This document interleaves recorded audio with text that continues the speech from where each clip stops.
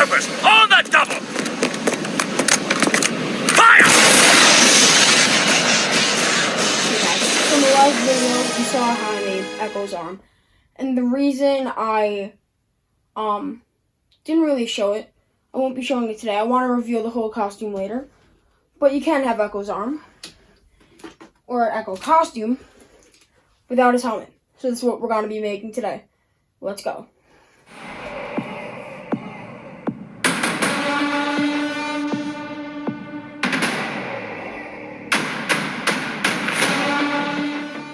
Okay guys, so these are the templates, or a few templates that we're going to use to start making Echo. So I'm going to trace them out, cut them out, then we can start with a time lapse. Let's go. Okay guys, so we have some of the base templates, so I'm just starting to glue them together, starting with the front faceplate, gluing that on, then I'm going to start working on the cheek areas. So we have these little half circles that I'm going to glue into there. Then we have another piece that we're going to use as the border wall, but before, we're going to close up that nose gap with another little piece of cardboard, just making sure it fits really well. Then you see the other wall piece I was talking about. Then when that is done, we're going to go on and add the back plate to fill in the entire cheek. And then when that is done, you have a good start to the helmet and can help you. The best way to start is definitely with the faceplate, in my opinion. When that's done, it's just easier to work everything off. Okay guys, so what we got done is, as you saw, we basically got most of the front figured out. Now it's time to work on the back. So the back is, as you know, is what looks like to be just the thing that Lobot wears, like a big piece. Just sits in. It's like a headset basically. So when it's in, there's a little bit of a gap, and that's for a reason. There's like a little gap in between them, so I'm gonna line this in with cardboard just to give it the effect that I want. So let's go. Okay guys, so we have attached the back plate on, and then for the quote-unquote headphones, I have this piece set out so it's able to come out of the back, because Echo has like the head plant into his head, and then it has some detail pieces on it. It's just not a blank piece. So we have some pieces right here. This is the main plate, goes on the back with some other details on it. Has some circular bits for the ears. So let's just start gluing all these pieces together. Let's go. Okay guys, so we're starting with a few pieces, just making them a little bit wider by gluing some pieces of cardboard in between. Then I'm going to make or add the back plate, and then add the little discs on the sides, and then those three little triangles that kind of curve down and merge with the helmet. Okay guys, so we have the rest of the templates for the other side of the earpiece, and then for the start of the tube.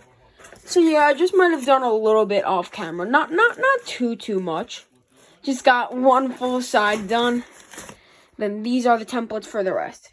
So this piece was a pain to glue on, so I'm just gonna glue that on right there off camera, just so everything else will go a lot smoother. But now we can start filling in the rest of the helmet, so let's go. Okay guys, so what I'm doing now is I'm just gluing up the whole other sides for the ear, and then gluing them the exact same onto those cheek areas for the tubes. So I am just gluing those little circles together, as you saw that I did in the last time lapse for the ears. Then I'm folding them over, just give it the nice look I need. And then do the same thing with the little triangles, and then you will glue those onto the disc, or the earphones that I'm using right now, you see, and that is the earphones done. Then I am going to start moving on to those template pieces I already have cut out, gluing them all into the right place that they are supposed to be. I numbered all of them like 1, 2, and 3. So 1 top bottom, 2 top bottom, 3 top bottom, and so on. Then we have the little raised part of the thing, and then when that's done, that is most of the front done. Okay, guys, so I just finished this side. Now, I just permanently attached the headphones in. Now, off camera, I'm just going to attach 3 details there, and then a bar right there. As you see that, I'm basically just going to mirror that over, and then we're going to go to a time lapse of filling this back plate in with just scrap pieces of cardboard and eyeballing everything. So let's go. I'm not showing most of this, but what I'm doing is just taking some pieces, gluing them on, and then eyeballing the rest of it. This is basically 100% eyeballed. Just when it's done, it will have a nice look going to the back, and I'm very happy of how it came out into the end. Okay, guys, so I actually took the glue off of this because I realized it would be easier to paint and sand like this. But now it's time to work on the dome. So I just have 2 strips of cardboard, and these are going to be the main supports from there and there and there and there. So I'm going to do that off camera, but if you need some more in-depth, many of my other videos have this same technique. It's just easier to do it off camera because I take a good amount of time with this, trying to make sure it is very sturdy, because this is what is holding up the main dome. But I'm going to do that, then get back to you guys. Okay, guys, so what I did, I attached the main support band, and then I just filled in one section just to make sure I would like the way the shape of the dome is. And you see it's a little more steep on the front, but that's how I saw it. Now what I'm going to do is start filling in these other ones on camera. So let's go. Okay, guys, so I'm starting with the band on the dome. So I'm just gluing those together at the top and then wrapping them to the bottom of the base. And if you didn't notice, I cut out the inside of the oval I used in the beginning. And then when all of these pieces are filled in, we can start taking some small pieces of cardboard, tracing the outline, and then gluing them in and making sure they fit really well. And I'm very happy how this one came out. You see me right here, you take a piece of cardboard, hold it up behind, trace it, cut it out, fit it.